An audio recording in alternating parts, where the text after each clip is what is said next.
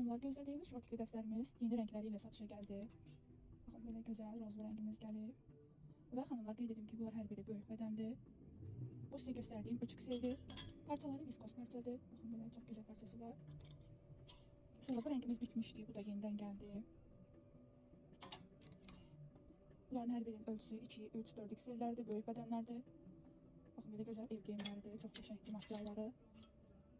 Günlərdir xanımlar, gözlədiyimiz bu rəngdə gəldi satışa və cəmi 4 ədəd gəlibdi. Baxın, bu modelimiz də bitmişdi, bu da gəldi. Hal-hazırda sizə göstərdiyim 4XL-dir, böyük bədəndir, parçası viskozdur. Baxın, belə gözəl parçalar var. Bu modelimiz isə təmiz pambıqdır xanımlar. Bunun da şort belə cibli modeldir. Pambıq istəyən xanımlarımız, baxın, təmiz pambıqdır. İstəyən yaxınlaşıb baxa bilər. Baxın, bu modelimiz də pambıqdır. Şort belə sadə bir tondur, sini rəng.